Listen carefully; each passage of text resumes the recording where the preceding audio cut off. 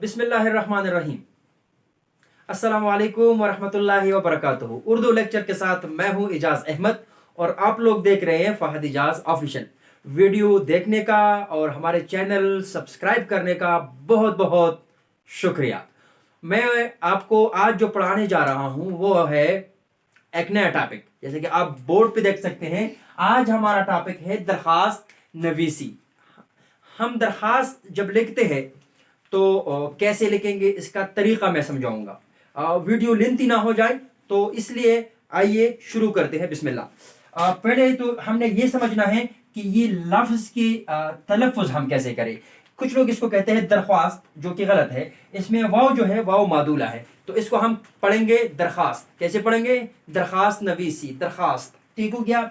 अब तरीका कुछ यूँ है कि जब भी आप दरखास्त लिखते हैं, खुसूसन स्टूडेंट्स के लिए मैं कहूँगा, तो अपने मुअद्दबाना अंदाज में लिखना है, टू द पॉइंट लिखना है, लंबी चौड़ी कहानियाँ ना हो, और जो आप उसमें लिख रहे हैं वो हक़ाइक़ पर मबनी मालूमात या बातें हो। तो बिस्मिल्लाह करते हैं। सबसे पहले आपने लिखना है आपकी मर्जी बखिदमत। क्या लिखना है? बखिदमत। यहां पर इसकी बजाय आप एक और लफ्ज भी इस्तेमाल कर सकते हैं, वो लफ्ज है बहुजूर।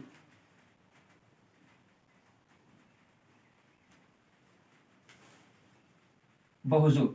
इसमें से ये लफ्ज या ये लफ्ज आप अपनी मर्जी का कोई भी एक चुन के लिख सकते हैं। फिर इसके बाद जब आपने लिखना है, वो लिखना है जनाब आली।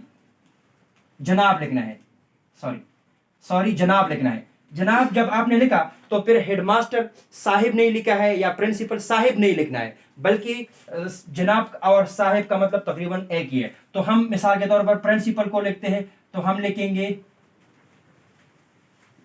प्रिंसिपल।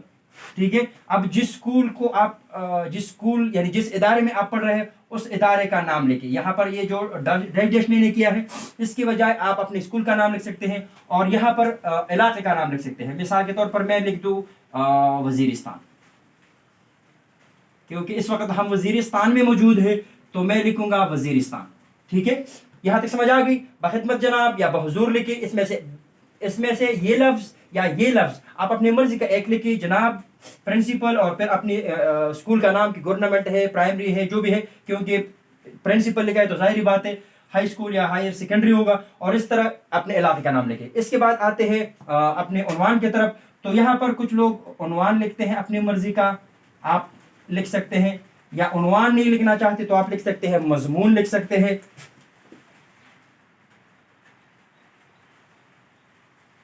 यानी आपका मजमून क्या है, या आप इस तीनों में से किस मकसद के लिए लिखते हैं, इस तरह भी लिख सकते हैं कि बमुराद। क्या लिखिए? बमुराद। इसके सामने तफसीलिया की अलामत और इसके सामने तफसीलिया की अलामत। इन तीनों में से एक लफ्ज लिखना है और फिर अपनी दरखास्त लिखना है। मिसाल के तौर पर मैंने लिखा फीस माफी।